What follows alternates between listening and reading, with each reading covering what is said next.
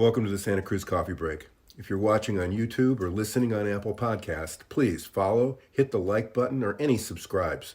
It really helps us with the algorithms. Santa Cruz Coffee Break is produced by the Santa Cruz Guitar Players Forum. All opinions are those of the speakers. We invite you to join us on the Santa Cruz Guitar Players Forum at SCGCPF for more fun. Now, let's get on with this installment of Santa Cruz Coffee Break. I would like to welcome everyone to the 41st podcast of the Santa Cruz Guitar Players Forum. And once again, we have something that you aren't expecting today. We have a photographer, artist, and excellent friend of mine. But I'd like to introduce you to Dennis Keeley. He's down there on the bottom. He's that guy right there. And I'll read a little bit of Dennis's bio for you, just so you get an idea of who he is. Dennis works as an artist, photographer, teacher, and writer for more than 30 years. And I think it's more than 40 because we've known each other that long. His portraits of musicians have been used for hundreds of album projects, CD covers, and publicity. He began his career as one of the established group of photographers in the field of music portraiture. Some of his clients include Warner Brothers Group, Sony Music, Geffen Records, and Universal Music Group. He also worked with many music and entertainment related publications, was included in Rolling Stone's book, Images of Rock and Roll. Over the years, he's worked with such diverse artists as Neil Young, John Cage, Tom Petty, Richard Thompson, REM, Herbie Hancock, Tina Turner, Steve Reich, I'm Exhausted, Tom Waits, Fleetwood Mac, Elvis Costello, Beck, Coltrane, Ozzy Osborne. There's a few stories with Ozzy, but you didn't show the picture. Lou Harrison, Sarah McLachlan, John Luther Adams, and Little Jimmy Scott. Dennis's work's also been featured in books, and well, the biography is long, but the book You Are Here by Fayadon Press features Dennis's photographs at the Bellagio Hotel and Casino and Fremont Street Complex in Las Vegas, and a book for Monticelli Press, Everyday Urbanism, and I have a copy of that, deals with the subject of multiculturalism in Los Angeles. In 2005, DAP published a book using photography looking at Los Angeles that featured his work, and recently his work was included in a second DAP volume about Los Angeles entitled Both Sides of Sunset. Dennis has worked with Frank Gehry, the LA County Museum, the Garden Center at the Getty, also a member of SPE. Oh, boy, there's a lot of stuff here. And I'm not done yet. Yeah, and we're not done yet. I know Dennis and I have taught together at the Santa Fe workshops. Dennis has taught at the Art College in San Francisco for over 15 years. He was the chair of the photography department at Art Center College of Design, but that's in his past now. A motivational speaker around the world. Dennis has spoken at South by Southwest. He's had TED Talks, and gosh, I just can't tell you anything more other than he's just in the past 5 months rebuilt his darkroom, his analog darkroom, and we'll start the work in there pretty soon. Now he's working on his office, and I think he's on the verge of a whole new kind of life. So welcome, Dennis Keeley. You know, it's a whole new kind of life every year, and I have to say, the art of it is in staying open to not what you're doing and not what defines you about what you've already done, but you know where your curiosity leads you, and it's always been interesting to think about what's next. I just finished a class that Art Center would never let me teach. And we met once a month on Zoom. It was called Your Next Picture. So it wasn't about the body of work you've already made or about it was about what are you doing today? What's the next picture? Because that's what informs your life. my work in music was always about the next song. It was always about like what's the next project. I worked with a musician in Nashville who will remain nameless, who sent me his cassette tape, and it was called Rough Mixes Not in Sequence. And I went, oh, that is such a great name for a record.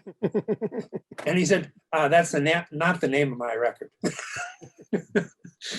And but I mean, it's always been about process. And here we sit in our homes. Technology, I'd never even envisioned this environment. Could never have predicted we'd be doing this so comfortably, but also so chaotically. Like before you opened it up, we were trying to make the technology work. And it's really, there's the art of it, and then there's the technology. The technology is moving faster than we will ever be able to move now. And but the art of it, the curious circumstances that create something, it's a long tail. It's 50,000 years back to the French caves, where people described an environment that they lived in that reaches across to us today. Music's not that much different. Music, photography, painting, we make the art of our time. We make this art that reflects who we are in this time. And that's the honest and critical part. Teaching for me was always about introducing people to themselves. They had no idea who they were. They even had incredible talent. And still, you heard something in what they did that you said, hey, do that again. What's that sound like? And if we don't relate that directly, to music, and most of our crew here and our crowd is music oriented, but it is just absolutely so true with what you said, that it's all about, yeah, there's a lot of muscle memory that happens in being a guitar player or whatever, but just like cameras, just what you bring. Just like cameras, no songs in those guitars, not one. But it enables you, no pictures in cameras, no matter how good they get, and still, the things that we make with these devices speak to something that can't be described. Songs. I've always been more interested in songwriters than like professional musicians, people that have that muscle memory. But songwriters, composers start at ground zero. They start with nothing. They make something from nothingness. And musicians who, kind of like baseball players, practice is everything. Practice is like, it enables you to interpret that potential into something that people can hear, that people can respond to, that people do respond to. It's amazing to see musicians, professionals, make everything look easy. It's great and easy till you try to do it. And then you realize, I am years away from being able to do some of these things. We had a really interesting conversation with a New York guitarist about a week and a half ago, named Charlie Raw.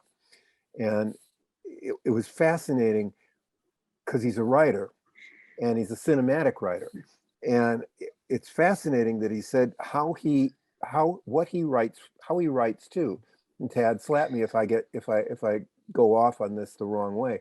But he wants to know what his audience wants to hear.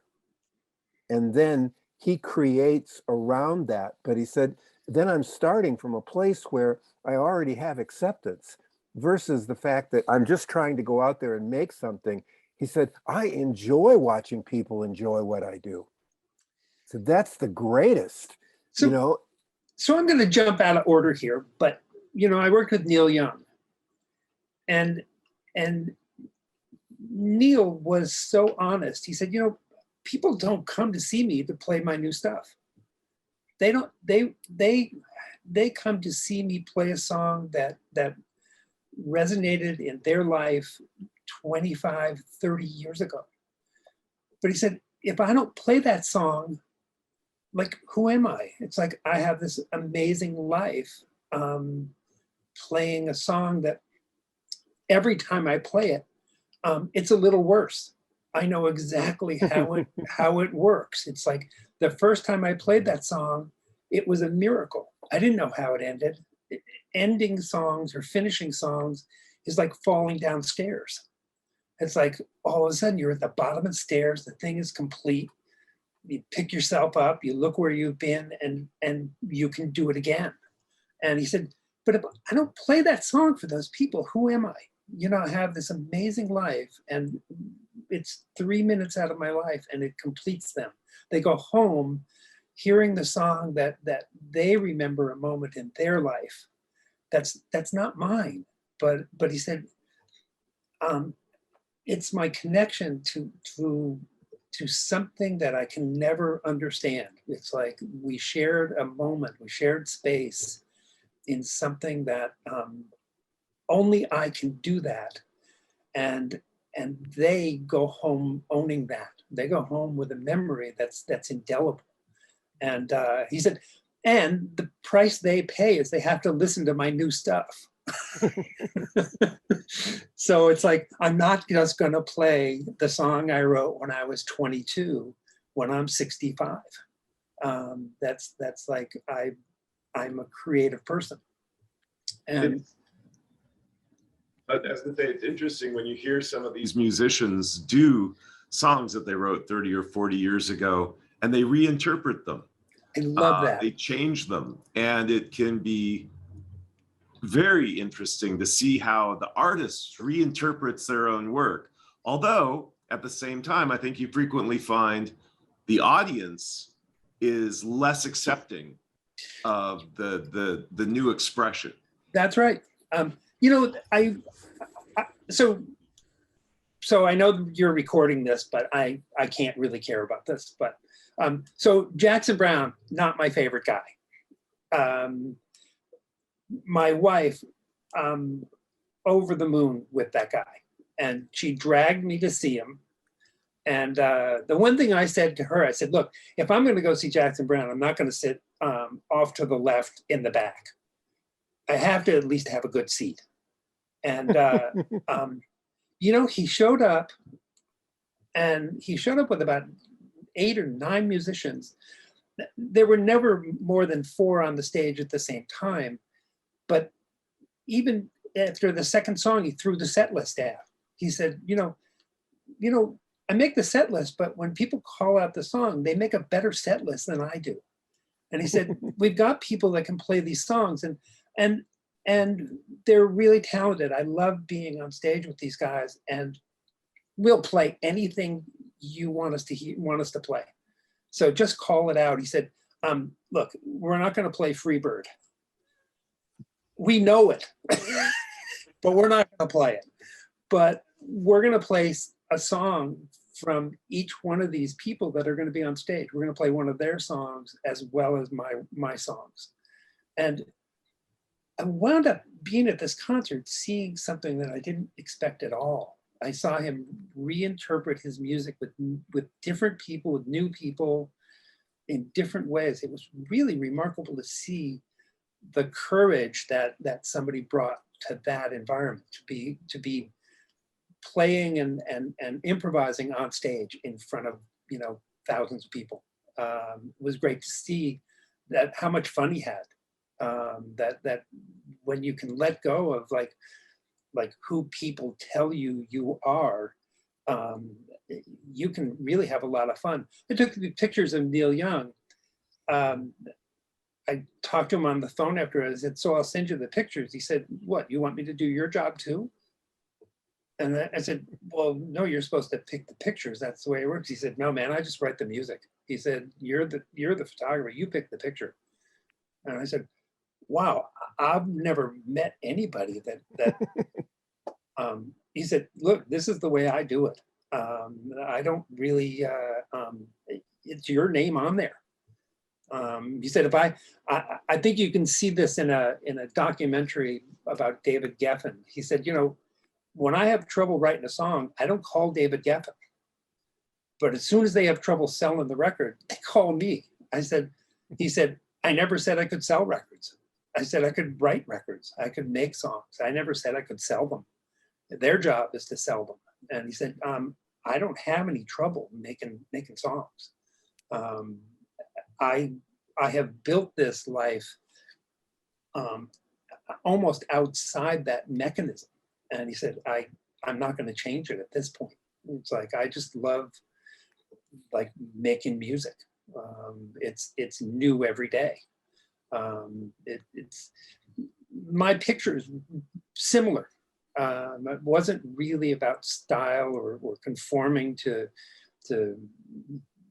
everything that came before. I'm pretty aware of how the evolution of photography works and the history, but at the same time, I'm not bound by it. I want to make pictures about today. I want to make pictures that kind of make trouble. So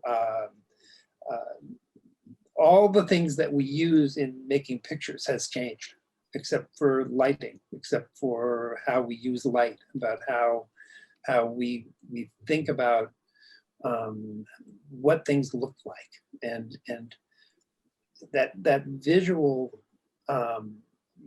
sort of that recognition, that moment of people looking at a picture, it all happens in that instant. What I love about photography is that moment where music can take minutes to happen. Let me decline this. My life is unfolding right in front of me. Music is a duration. Photographs are instantaneous. You see them and they make an impression that never leaves you. I remember pictures that I saw like when I was in junior high that changed my life. The album covers that I saw when I was like in New Jersey by myself changed my life. And those were my family. When I saw, and I know they were fictions, but they came into my bedroom and accompanied by music that I just sort of said, if I could ever do this, my life would be a miracle, my life. And so I don't know if Richard told you, but I was a musician for a bunch of years. I was a percussionist and a drummer. When I went to college, I played in something called the Javanese gamelan. So I was the drummer in this all percussion orchestra. I played with these guys for 12 years. And my teacher, who was in his 80s, 90s, who was a remarkable mentor, at the end, he said, you know, you're not going to be Javanese. You have to go find your people. And so I became a percussionist. I played with T-Bone Burnett. We went on tour with the Clash and the Who. I had great success doing this thing, but the way people interpret success was not the way that I was interpreting success. I saw the stadium stuff. I saw people in their 50s playing stadiums, and I went, that's not for me. That's not what I want to do. After I went on tour, I played with Leo Kottke for a while, and Leo said that Warner Brothers had some jerk that was going to take his picture for the cover, and I said I could do that.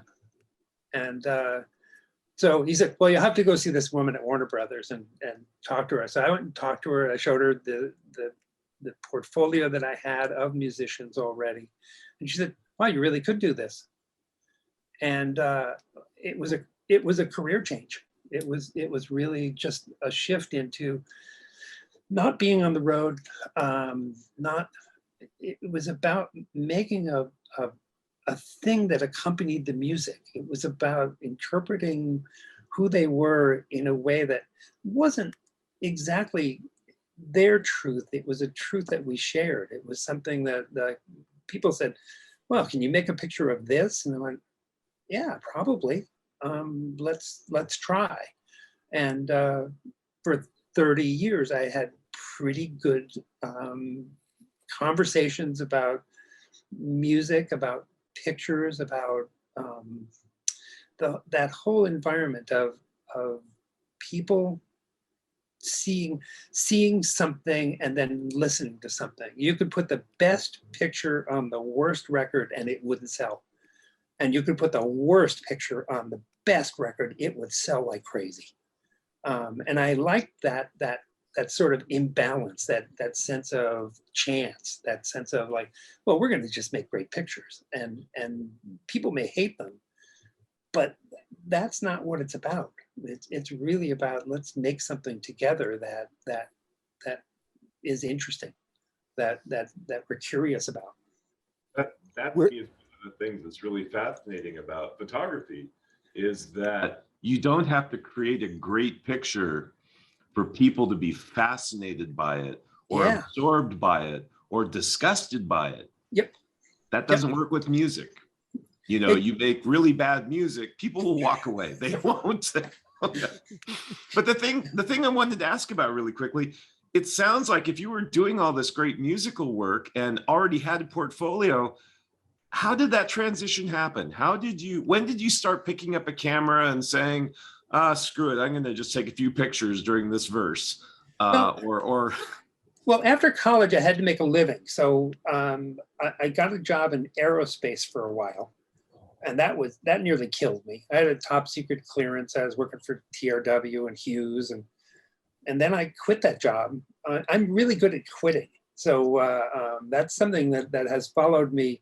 And the other guy I'm sharing screen with has been a big troublemaker in my life. He has encouraged me to quit jobs regularly. So I quit the job in aerospace, and I was sitting around in my kitchen, and my friend came over and he said, so I'm working at this startup newspaper called the LA Weekly. He said, and they'll hire anybody. And I went over, and that afternoon I got a job there. I became their photo editor, and it gave me access to portraiture, gave me access to making pictures. And I was still playing in tons of bands. I was still like the weekly newspaper didn't pay me anything, but it paid my rent, but I still was playing music. And, you know, I auditioned to be in Captain Beefheart and the Magic Band. I played for Don. Didn't get the job, but the more auditions I went on, I realized that I wasn't just going to be a guy in a band, that I had to be in a band with people that I really liked. And so I did some things with Peter Case and with Victoria Williams, and when I started to play with Leo Kottke, I started to get more photography work, and I loved that. And I still play music. I have congos set up in my darkroom. So when the prints are in the wash, I'm playing. Music's been this thing that has accompanied me in a way that nothing else does. Music is a separate and really distinct expression. I love listening to music. I still listen to, you know, Javanese gamelan. I don't think anybody listens to that music. But I'm not an ethnomusicologist. I'm not a student of this. I'm a participant and an enthusiastic listener of all kinds of music. My friend John Luther Adams, who got the Pulitzer Prize for orchestral music a few years ago, I went to junior high school with him. And we went up into the Arctic wilderness to explore the wind harp and also look for illegal oil exploration. So we were up in the Arctic wilderness for a month. This was not junior high school, though. No, this was like in the 90s. But it starts in junior high.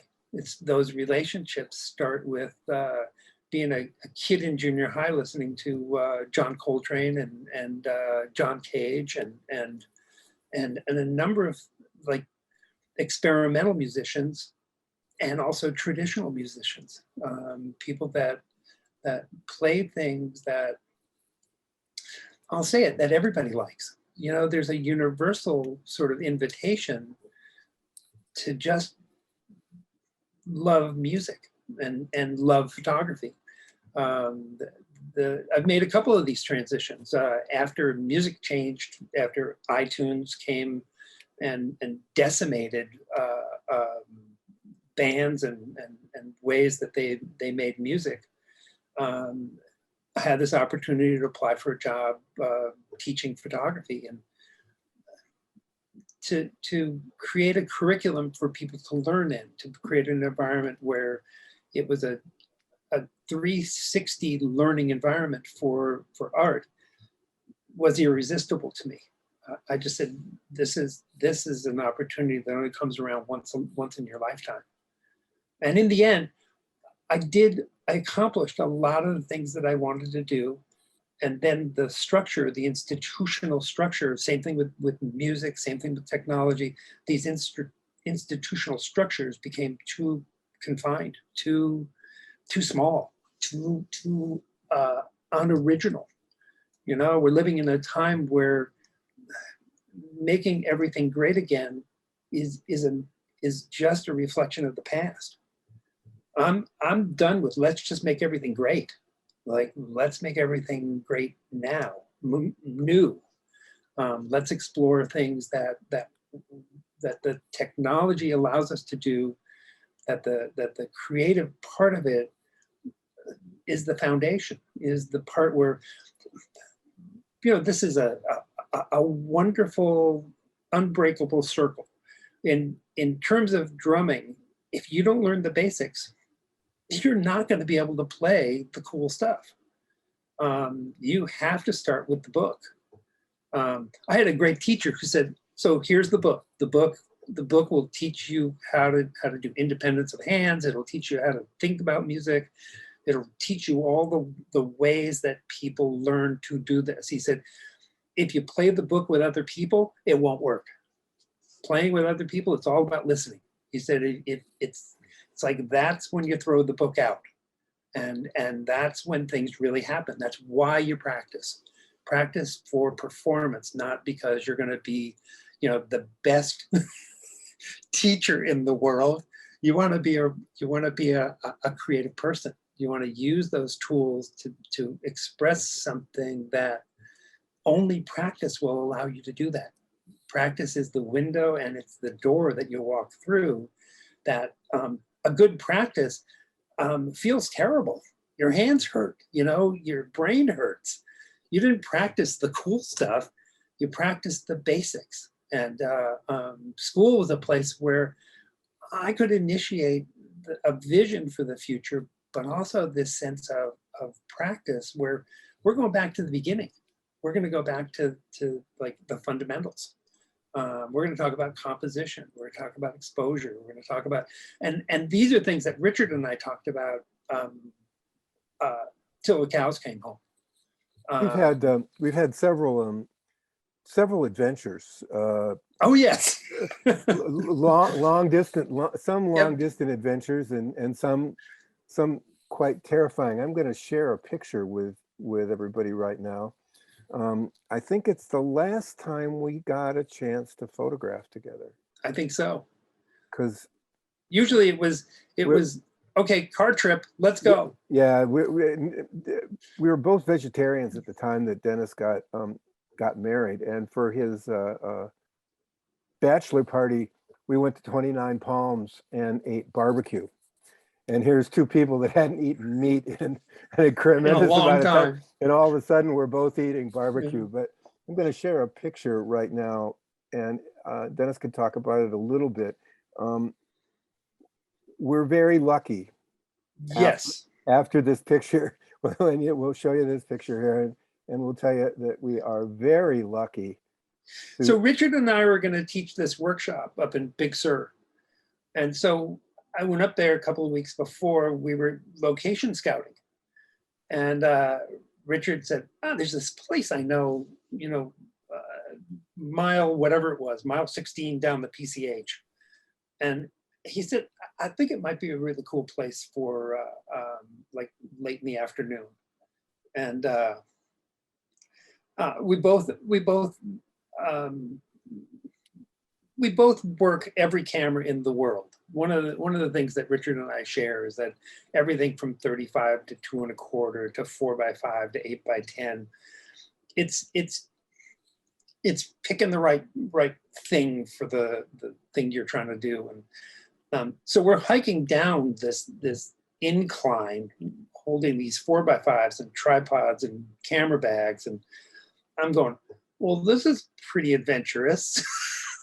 And I know we're hiking back up in the dark because the sun, it's late afternoon, and we're just going to work the moment. And we get down to a place, this little sort of resting place, and we're, what do you think? We're 45 feet above the ocean. Yeah, easy. And it's turning into like a pretty cool little environment. It's quiet. We're there early so that we're prepared, and we're just talking.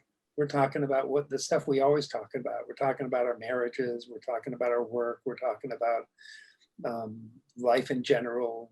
What's going on? We're just talking, and the next thing I know is my entire world is dark, and we got hit by a rogue wave that was probably 15 feet above our head, and we are soaked. And that little place you see in the distance there is it runs right into the Pacific Ocean, and At about a 30-foot drop. And my camera bag is floating. My jacket went. There's a sea lion wearing my glasses somewhere, and I'm grabbing the camera. I'm grabbing the camera bag, and I'm watching my stuff float over the edge. And the water's up to our hips. It's like we could be going too. And so here's the weird part. We're photographers. We're already wet, so we decided we're going to make some pictures. And this picture was made after that whole place that you see where the water, that was dry before the wave hit. And we're still looking at the weather. We're still looking at the moment and saying, well, it's pretty much a miracle that we're still here. And if you can look at the right side of the screen, there's kind of a wall there of rocks, and I think at one point we were both clinging to those. yes. for our lives. It was I'm glad that we had done the practice. well, I'm glad we were practiced in what we were doing. And as we were climbing back up the hill, we were both saying, well, we're not bringing the class here. Yeah. We're not going here. But, that's for sure. But photography for me has always been that adventure. And I'll say this, Richard was a person that we could go on these excursions together, and somehow or another, we'd get out of the car. I'd never see him for 2 hours. We wouldn't make a time to come back to the car. We wouldn't like say, I'm going to go this way, you go that way. We would just get out of the car, and somehow or another, we would all arrive back at the same time, and with completely different pictures. And I don't know very many people like that. It's the assignments that I had. It was a road crew. I would show up with a couple assistants and makeup and hair, and we would lead off into the wilderness to make a picture that we had already scouted. But photography like music, it's this exploration. In the beginning, it starts with these curiosities. It's like, I wonder if I can do this. I wonder what this would sound like. I wonder if I plug this in, what does this look like? That you can go back to that picture. That picture. No, I'm going to have you talk about something else. Oh, okay. I'm going to have you talk about this one because it's the same thing.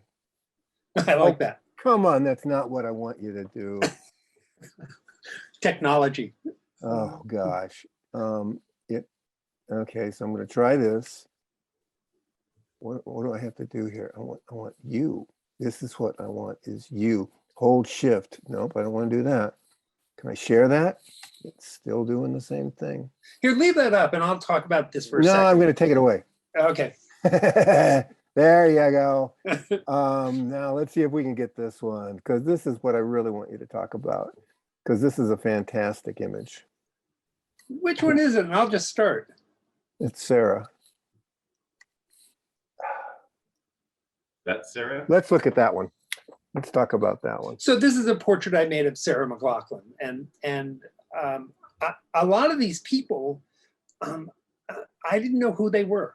So I mean, we started with a phone conversation, and usually Veronica would tell me who they were. Veronica would say, "Oh, she's got this song out, and it's really popular." And I listened to it, and I went, "I like this," and so I talked to her on the phone. She said she wanted to do 2 half days in New York City. And I said, well, that's kind of expensive. I mean, we're going to get a studio. And she said, yeah, but I got this hit record, and the whole all day thing is exhausting. And I'd like to do 2 half days if you can do it. And I went, well, nobody's ever asked me to do this. So yeah, I'd love to do 2 half days. That seems really humane. And I said, one of these days, I could make this picture that I love. I'm making these pictures these days with the pinhole camera. And if you're I think it was mine, by the way. Yeah, I said, if you're kind of up to it, the exposures are a minute long. You can't even breathe. You can't move. And in an hour, we'll probably make 3 or 4 pictures. That's it. Not the 1,000 pictures that we make with the 35 millimeter thing with 100 rolls of film. We'll make like 4 pictures. And so we made this with the 4x5 pinhole camera with Kodak high-speed infrared camera. We built this sort of dress to cover her legs so that she could sit there. But I would watch from camera. We'd open the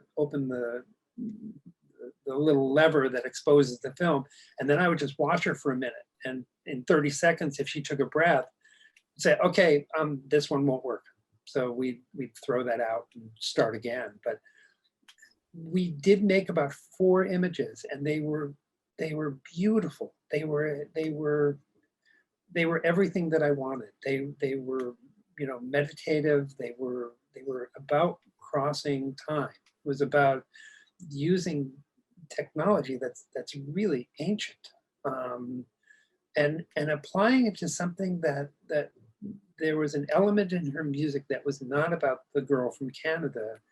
It was about a kind of, she was accessing something that was more timeless. And when you find a partner like her, anything can happen. Sometimes people just want you to do a picture, and that's okay. That's about my practice. That's about competency.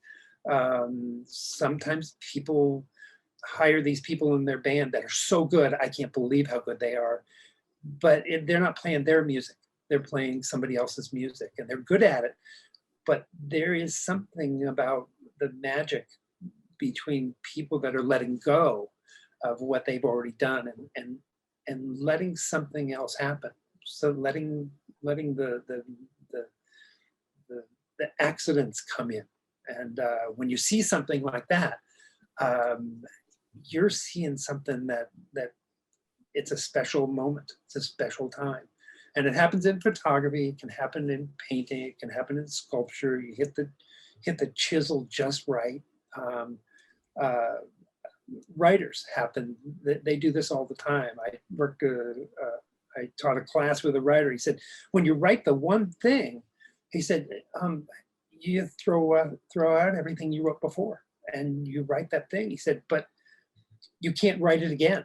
You write this great sentence. You can't just repeat it 10 times. You have to just move on. And he said, writing's a terrifying thing. He said, the most important thing about writing is typing, because trying to get the idea from here down on the page, or trying to get the idea from here through the strings on the guitar or through the keys on the piano, or trying to get the idea from here into the film, that's the trick. That's what professionals do. That's why we practice. It's why we talk to each other about how we do things, the technique of things. And those conversations that I had with composers and musicians were compelling. Were really just, there were so many crossovers. Philip Glass used to sit in front of the piano for an hour every day, whether he played the piano or not. He just got used to sitting there, being comfortable sitting in front of the device that eventually he was going to write something on. And I think the pulling back the curtain from that mystery of practice, that mystery of creation, photography was my way of sharing that with people in a creative way, not in an educational way, not in a way where do this and then do this and then do this. It was more like, you could do this, you could do your own thing, but it's not easy. It's simple, but it's not easy. There's a lot of stuff that winds up on the floor, that you think you can't use, but all those experiences are critical. Every one of them. Failure, you learn more from failure than you do from success. It's terrifying, but it's the truth. Distinction you make between simple and easy. Yeah. That I think is a critical one that I think many people don't really think about. I think they equate simple and easy as being the same. And I think they're really almost opposites. I had teachers that my Javanese teacher could sit across from me and play my part backwards. Like, how do you do that? And he would say, I've been doing this for 80 years. He said, you've been doing this for 8. You're like a 12-year-old. This is the way people begin. He said, you're a musician, you're not an academic. And he said, it's fun to play with you. It's fun to watch you make mistakes. It's fun to see you learn something that other people just mimic back to me, that you're really trying to embrace, that you're really trying to bring in to your knowledge base. And I was saying, yeah, this is really too hard. Can we go to lunch now? And he was really all about creating a whole life about music, and it wasn't just one piece of it. It wasn't a music lesson. It was like a lesson in growing up and in really interpreting something in the 70s that was written 100 years before that, and making it be something that he related to from his court tradition, and that I related to in terms of jazz, in terms of like, wow, so there's this whole system of improvisation that is amazing. So I'm glad you put this picture up. Bootsy was one of my most favorite people in the whole world. You don't have Bootsy, you got Tom Waits. Hang on. I got Bootsy on my screen. I'll put Bootsy up for everybody. Yeah. Okay. That's what we're seeing. Yeah, we're seeing Bootsy. So Bootsy took 7 hours to get dressed. Nobody could see him. We sent coffee and food in. He wouldn't be seen until he came out of the makeup room. But I built this background for him. It's all made out of Mylar and window screen and junk from Home Depot, because I loved making things that were simple, but like could be something else. When Bootsy came out, he was a walking picture. Everything was curated, everything was composed, everything was, and we had a conversation about music that, used to play with James Brown. He played with Parliament. He could play Jimi Hendrix leads on the bass. He played stuff on the bass I've never seen anybody play on the bass. I said, so Bootsy, I'm just curious, you have a girlfriend? He said, she's a very jealous girl.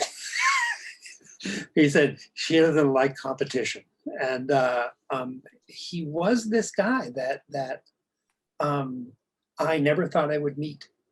And I got more great pictures from him just being there and us having this moment together than I get from people that pose, than I get from people who have a kind of formed identity that they're trying to work. And Bootsy just is. Bootsy is the whole person. He plays stuff.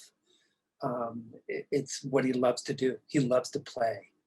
And every time he sat down to take a break, he sat down and played the bass. It was just a whole moment that he sustained by sharing with us who he really is. And when people do that, it doesn't matter if you're a teacher or a student or a performer, when people can do that, then they get outside themselves.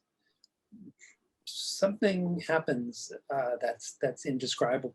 It is that moment that you take away from it forever. It's indelible. We started to talk about the stories behind these pictures. That's really what it is all about. The stories behind the music, the stories behind the pictures, the stories that create these things that are beyond our human, perfectionism, right? So it's really about this letting go.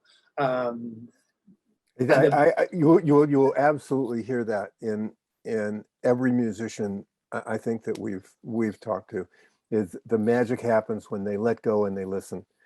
And and especially in the visual arts, the magic happens when you're ready and you just wait for it, I guess. That excellence, that place of letting go of perfection is right on the edge of failure. It is right on that edge. It's like you are working without the net. You are bringing to it everything of your whole being. And I must say, in photography, I can cite a lot of examples of, you can see that this was that moment. 1 second later wasn't going to happen. 1 second sooner it wasn't going to happen. So it's Frank Zappa, right? Yeah. The most difficult picture maybe I've had to make amongst many others. So he was completely resistant to having his picture made. Gail set up so many roadblocks. I was just persistent. I just wanted to make his picture. I'd seen The Mothers of Invention a million times in high school. I thought they had amazing players. The musicianship you saw on stage was unlike most people. And so I got this magazine called and said, so we want you to make a picture of Frank. And Gail said, well, there's a million pictures of Frank they can use. He doesn't really want to have his picture taken. I said, yeah, I would assume that's true, but I'd still like to make his picture. And I just kept at it. And finally she said, okay, Frank will give you 10 minutes. You can show up at 10 minutes of 8 in the morning and he'll be done by 8 o'clock. And I said, okay. And I said, all I need is you need to set up an extension cord coming out your front door because I need electricity in the morning. So we showed up, I think around 6:30, and we built a studio on his front lawn. We lit this thing. We built a little house on his front lawn. And sure enough, at 10 minutes of 8, he came out and he said, well, I've never seen anybody do this before. And at 8 o'clock, he said, you guys want to come in for breakfast? You know, and they made us breakfast. We stayed the whole day. He played us music that he was writing. We had a great time. I realized that if he hated you, he just wanted you gone in 10 minutes. and that like, here's the contract. And now we're going to break the contract because on this table, you'll see my copy of Uncle Meat. And it's my original copy. He looked at it and he went, well, you got your money's worth out of this one. And he signed it for me. You know, he was a lovely guy. I met his family. So, you know, he smoked constantly and he drank huge cups of coffee. He never slept. I related to that. But there was a side to him that I don't think you ever saw on stage, but it's how he wrote that music, who he invited to play with him, how they constructed an environment to make things happen on stage that he couldn't do by himself. But he worked with some of the best musicians we'll ever see in that genre. I went to school with a guy named Ed Mann who played percussion in his band, and Ed was the perfect guy. He could play anything, and he loved both adding to what Frank did, but also helping to arrange the band, helping to rehearse them. And Frank was a perfectionist, but also built on top of that perfectionism a quality of improvisation that you could only do by building that foundation that was so perfect. Yeah, I really, No. Cooter. Yeah. You know, can I just say that one thing I've noticed that, and this is because you two are photographers and I am not, but you use the term make his picture, whereas I have always heard everybody I know say take his picture. Yeah, I don't take pictures. Yeah, you I make know them. it's an interesting kind of philosophical approach to it. I kind of fell into it because Richard and I had a mutual friend, Al Weber, who was an outsider. He was a malcontent. He was a guy that I took a workshop with in college before I even knew Richard. And we went to visit Al with our group when we were up in Yosemite. And Al always talked about making pictures. And it just resonated, I think, with the two of us that I don't even think people in the group heard the distinction. But, you know, you make a really good point to talk about, like, Cooter, you know, like Reich Cooter. I got this opportunity to photograph him. The record companies, he was making this project. What you see behind him, and our age will show us now, he's rebuilding a good humor truck, a Studebaker good humor truck, an ice cream truck that they don't exist anymore. They trashed them all, but he's rebuilding this thing for a record he made about Chavez Ravine, about Dodger Stadium, what was there before Dodger Stadium. And inside the ice cream part, he had a guy build a little diorama of Chavez Ravine. And they're welding this whole thing together. They told Rye to show up with 4 changes of clothes. And when he showed up, he said, do I really need changes of clothes? I said, man, not for me. You look like you're wearing the right stuff to me. And I rented one of the first digital cameras. I didn't even own one yet, but I was studying this stuff. So I showed up with the big Canon, can't even remember what that thing was, but it failed. it just completely failed. The batteries didn't work. The camera went down. So I shot this with my 8x10. So I brought the 8x10 because that's who I thought Reich was anyway. He was this guy who transcends music genre. It's a thing that's out of time. And he was completely just hypnotized by this camera that's as big as a bread box. And he said, so you're going to make my picture with that thing? I said, it's going to be a great picture. You'll see. But we talked about, I said, you're probably one of the best guitar players that I've ever met. He said, well, I'm kind of a noodler. He said, you know what a noodler is? I said, no, I actually don't. He said, it's a guy who can catch fish with his bare hands. And he said, I'm pretty good at that.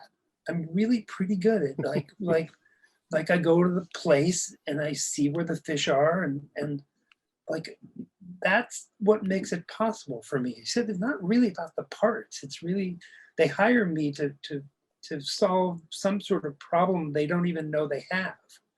And he said, I really have a lot of fun. He said, all these projects I work on, he said, the thing I did in Cuba, I made no money on it. Like Bush took all the money because he couldn't believe that I would go to Cuba and work with these communists, but he said, we breathed new life into something that was falling by the wayside. And he said, they loved how I played. And I said, man, it comes through in the music. It's like you can tell that you love what they play as well. And his new record, the Prodigal Son, is such a great record. He said, my wife and I got really lucky. We wanted to give birth to a drummer. We didn't want another guitar player. We needed a drummer. So we got really lucky. And he said, and my kid likes me. So, we avoided that whole shift of like, my kid hates me, hates my music. He said, he's a great drummer. And Rye has this amazing career that he plays on stuff you don't even know he plays on. But that thing he did for Paris, Texas is unprecedented. It's one of the most beautiful pieces of music you'll ever hear. I was fortunate enough to be able to be part of that recording session and at Ocean Way, and it was you just kind of stood in the room with your mouth open because you really couldn't understand that this the was music really, just comes out of him. Yeah, this was happening in front of you. Yeah, he's just a likable guy who has and we broke for lunch. He said, so do you think I have to go home and change clothes? I said, no, I think we have to eat lunch. I think lunch is the most important thing we're going to do right now.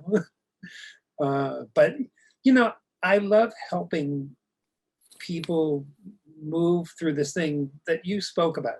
They think I'm going to show up and take a picture, but none of the pictures that I love, that I show are pictures that didn't have a conversation that happened before we made the picture. It was all really like spelled out about what we're trying to do. This is a particularly moving picture for me these days because I just thought he'd still be around. I thought Petty would go. I thought he'd be the elder statesman guy still creating songs long after people half his age had given up. He had such amazing intuition. Our first meeting, I met him at lunch with his management, and at the end we talked about making pictures, and he said, "So here's my phone number. Call me. We'll figure out when we're going to do this." And he split, and the management said, "You can't call him." And I said, "What do you mean?" He said, "Yeah, you can't call him. He tells people this, but you can't. You got to call me. We'll set up a time and we'll set up a conversation." I said, "But he told me to call him." And he said, "Yeah, you can't call him. Don't call him, okay? Just don't call him." And I said, "He told me to call him. Like, this is..." So I think we went back and forth a number more times, and I finally said, okay, I give up, I won't call him. And next day I called him. I said, so your manager, Tony said I shouldn't call you. He said, oh yeah, he tells that to everybody. He said, it's like, so, you know, let's work out like what we're gonna do. And I'm not gonna tell you he was my friend, but he was as close to being a friend as one can be in this sort of relationship where we're gonna make something together. And it was really 100% him, 100% me. I'm gonna say something really almost controversial. I don't think Tom knew how to write these songs. I don't think it was an intellectual thing. These things were so much just an expression of not even who he was, but like they came from some other place. He could write songs like crazy, and so he was the rhythm guitar guy, and he could just he put this band together in Florida from high school friends. He was the only guy that wanted to come to Los Angeles. They were all happy in Gainesville, you know, playing college dates. And he was the guy who said, I got to get out of here. I gotta go to Los Angeles. And it produced a lot of trouble for him, but he was the real guy. This was a path. I think he died accidentally. You know, fentanyl is a terrible, terrible, terrible thing. And it's been a bad year. Prince was a victim of this thing, and drugs are bad. Drugs are bad. All he needed was a hip replacement. He didn't want to stop being on tour because people wanted to see him. And so the fractured hip turned into a broken hip, which turned into like more pain than people should have. But as we get to be as old as we are, the discipline becomes the really important part. Like, how much do you want to do every day? How available? Part of why I left school was we had made that shift where I was home all the time, and they were saying, so we need to come back. I said, no, we don't need to come back. We need to build something that's both online and in person. We need to build something that's low residency. That's the way people are going to learn from now on. We've explored this thing. Let's make it work. Let's make something that's new. And I won't speak for you guys, but I know I am of an age where I constantly have to remind myself I'm not as capable as I used to be. Man. And as I've said to many of my friends, I don't know how it's happened, but you know, the sheets of plywood and the sheetrock and everything else I deal with have all gotten so much heavier in the last 5 to 10 years. 2 weeks ago, I was typing with 9 fingers. Because this finger, I thought I broke it, but I just sprained it. But I'm not 35 anymore. You know, I'm not getting up on the ladders anymore. I'm not hauling stuff around the way I used to, stupidly. You know, I am getting smarter. Yep. And the darkroom was that exercise. I had a number of people who came over who hammers and nails and drills, and they would look at me and say, Keeley, you're not going to use that saw, are you? I went, oh yeah, no, I guess not. And yeah, so and I had experiences at 30, 35 that were really important. So I shared the building of this darkroom with people, and they showed up every day. I couldn't believe they showed up. I was saying, so, you know, I can't explain, you know, what this means yet. I haven't started making prints yet, but, you know, we built this 14-foot sink, and I have these 3 enlargers and furniture, and, you know, I went out the other night, sat the yellow light, and I didn't even make a print. I just sat in the yellow light and listened to music, and I went, wow, this is what I'm supposed to be doing here. Like, this feels right. This is the right environment for, and I have a big garden, so I've been doing a lot of gardening, and that's age appropriate, you know. You kind of said earlier where you were speaking about the mechanics of routine and kind of the rituals of practice, using those as the foundation. I was going to say earlier that too often what I seem to see happening these days is people accept the technology as being able to overcome all that with an algorithm, and that, you know, you can just take any old random picture and then the computer and the technology can change it into something else. And that happens with music, and it happens with so many things. But really, it's more about getting that kind of innate understanding of what's going on, and then being able to open that door and catch that piece of magic as it flies by. So if there's any downside to this that I have seen personally that is so troubling, is that students today want formulas. They want to know the answer. Right. And they don't want to do the work. They really do look at professionals make everything look easy. So yes, we use technology incredibly well, and the technology is getting better and better. The AI stuff in Photoshop is remarkable. It used to be like the stupidest, the content aware tool used to be the stupidest tool in the world, and now it actually works. So people using these tools in a professional way, these are great tools. Like tuners. I mean, these are really important things. You're not tuning by ear anymore. You're still getting the vibrations, but you're right. The needle's in the right place, and so you're not wasting a lot of time. You're getting to the music. You're getting to a place where it starts to invite you.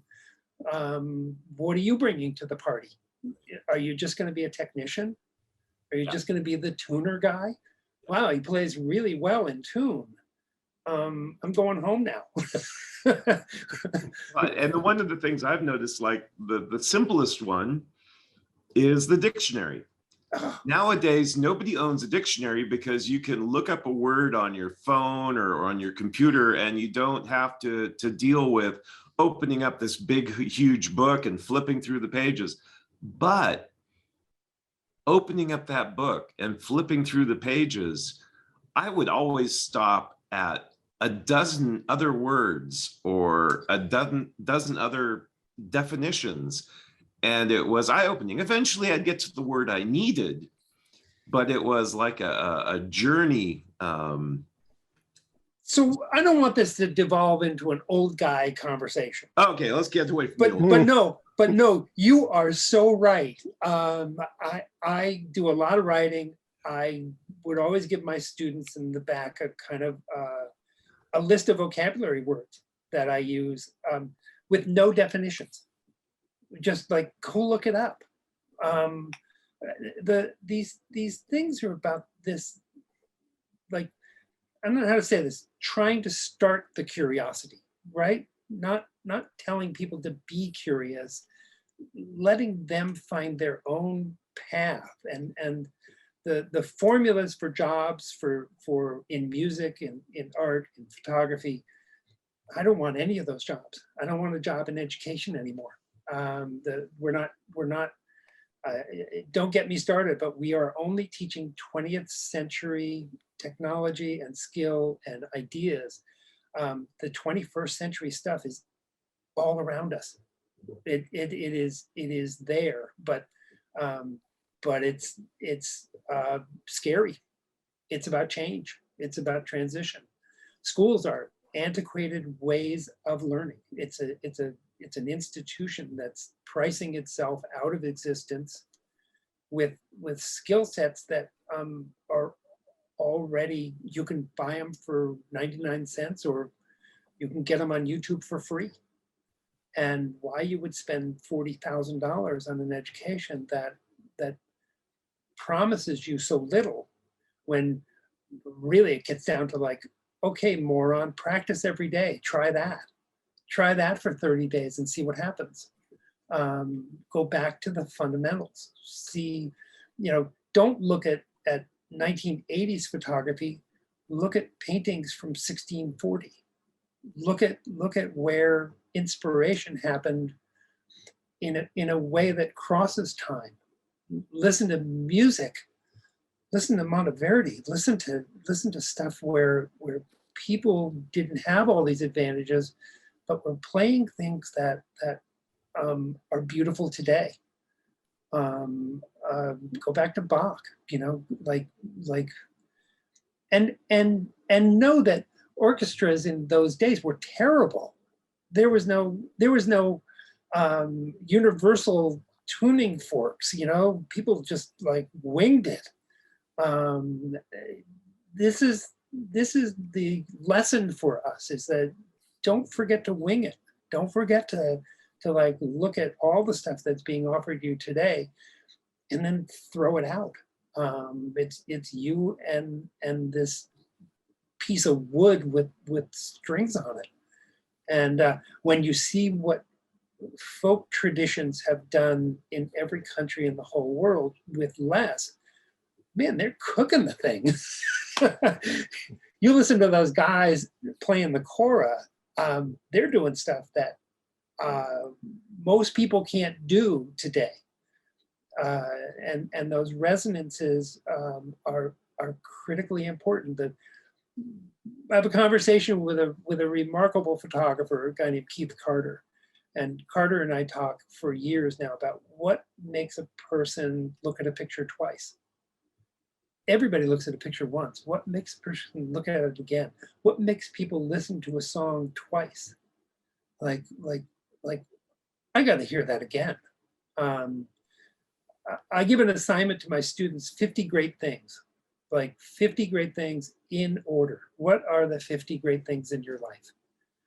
Is it a well-made cup of coffee? Is it the right shirt? Is it, what is it? One of my older students said that one of the greatest things in his life is putting the needle down on the vinyl thing before the music starts. The anticipation of the song beginning is that moment that is indescribable. The anticipation for, it's like, you can't describe it any other way except like making that little, like, it's this. And, I can remember going to concerts and seeing the curtain open and just going, okay, I can't believe I'm here. I can't believe I'm alive. I can't believe this is a moment that is so beyond me. It's about sublimity. It's about this thing that is awesome. I was at Woodstock. I ran away from home to Woodstock. I remember seeing people there that, and not to sound like I'm a 60s guy, but it blew my mind. I was never the same. I gotta say that one of the things that I've really wanted to try to do with this podcast, we've accomplished today, because we are really taking who in the world on a music podcast wants to listen to a photographer? but I think we didn't even show very many pictures. Yeah, we didn't.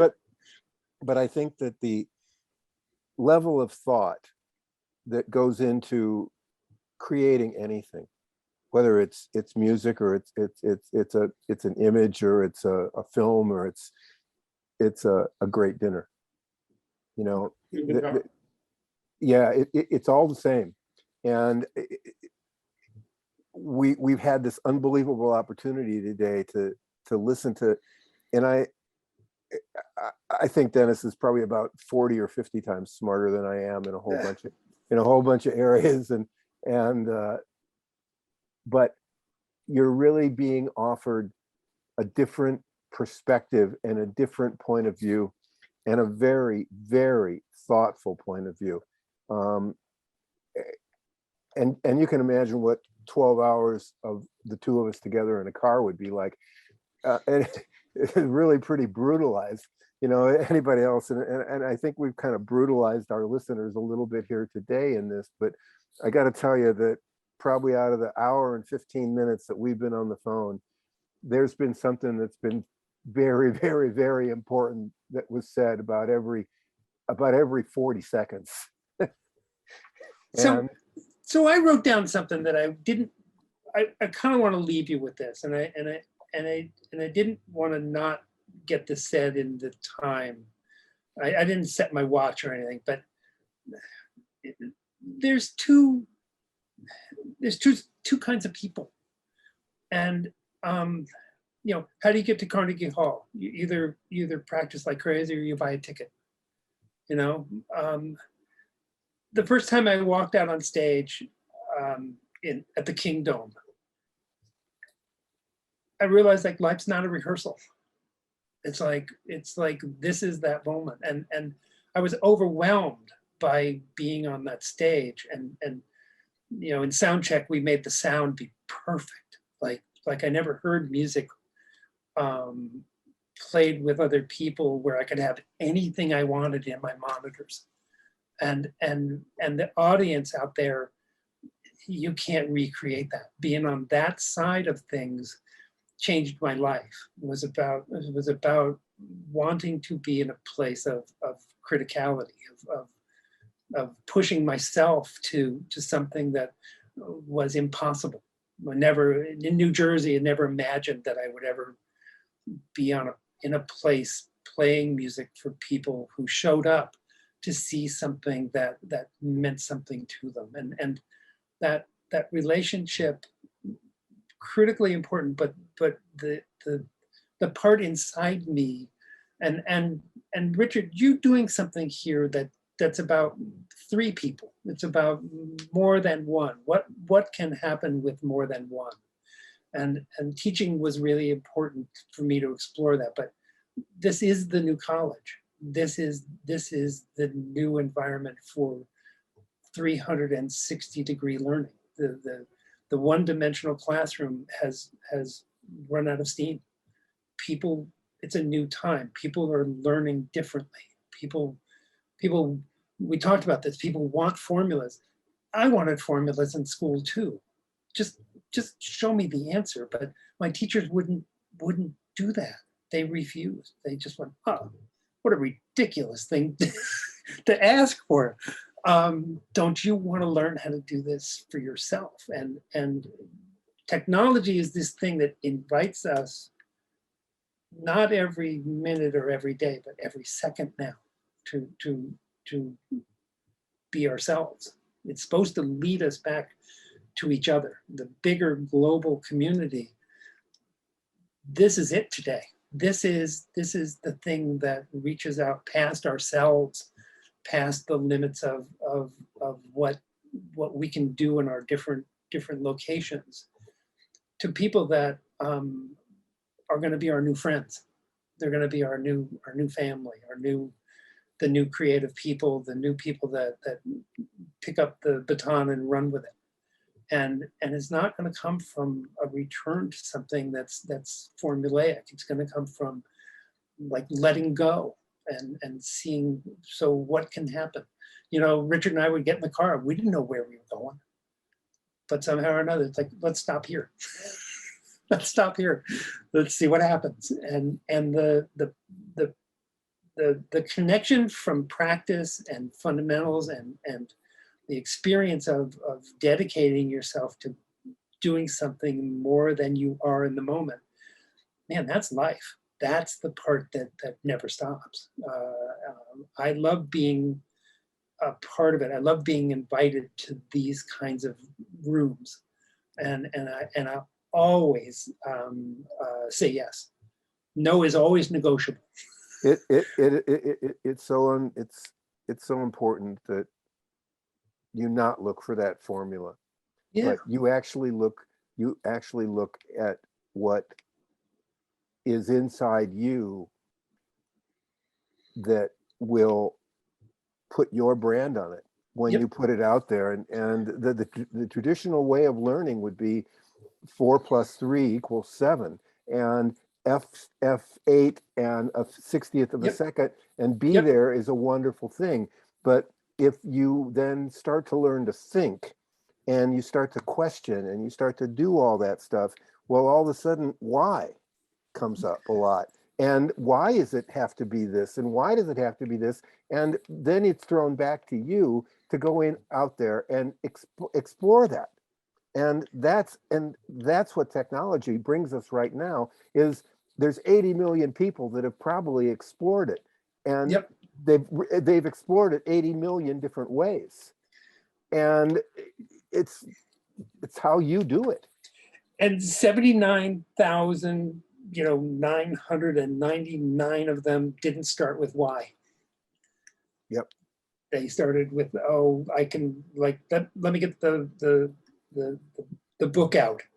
Let me see what people I know how to do this. I know how to do this. It's almost Simon Says.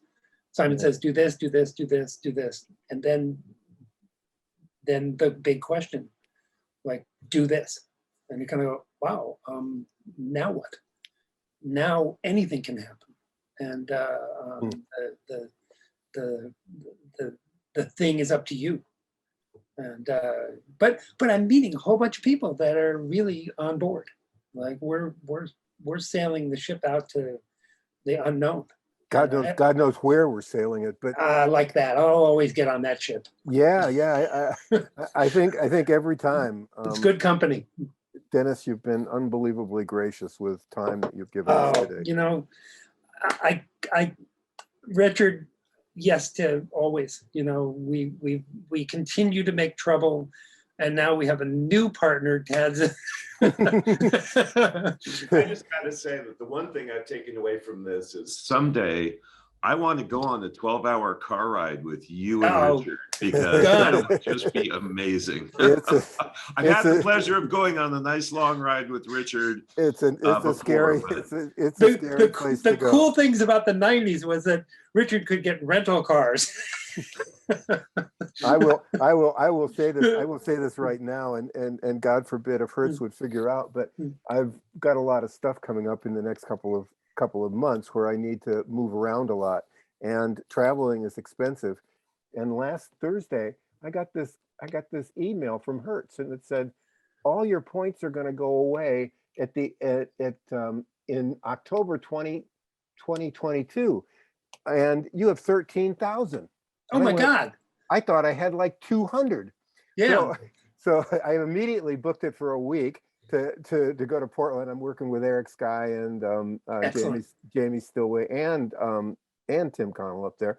And I just booked a trip to come down to LA next week. And I'm gonna load it up. I looked at it and I still got 8,000 points. Man, I got like a lot of free car here going. I'm not gonna tell them. Come by, see the darkroom. Yeah, I will. I'm going to be right around your corner. But thank you so much, Dennis. Thank you so much. Really. This has made my day. I hope so. Yeah, absolutely. And we'll see you soon. There's a lot of thoughts that have been thrown out there, and a lot of them aren't about make a C chord or a D chord or a G chord. It's about why.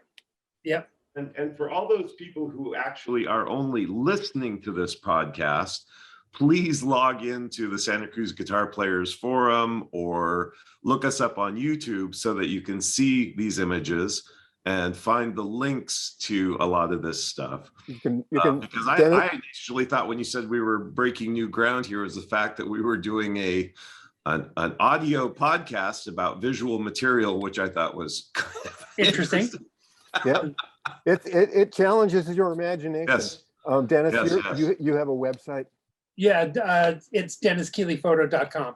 Yeah, and you can see this work here, but try to tune into the YouTube version of it, because I know I have a fantastic picture of Ry Cooder over there on the wall, and I sit and stare at this picture of Tom Petty every day. So you can look at it twice. I look at it twice. And maybe I'll figure out why. But that's right. Thank you so much. And thank you. Great meeting you guys. Yeah, get out and enjoy the rest of the afternoon. I will. See you soon. Yeah, bye-bye. Bye now. We hope you enjoyed this installment of the Santa Cruz Coffee Break. For more music-related fun, please join the Santa Cruz Guitar Players Forum at SCGCPF or santacruzguitarplayers.com. If you have any questions or possible podcast topics, please contact us. If you have a product or service that you feel would be of value to our listeners, please consider adding your support and keeping the coffee pot on. Contact us for more information. We ask that you hit the like, follow, bell, or bookmark buttons so we can keep you informed of upcoming podcast episodes. We hope you enjoyed Santa Cruz Coffee Break. Now it's time to go play your guitar.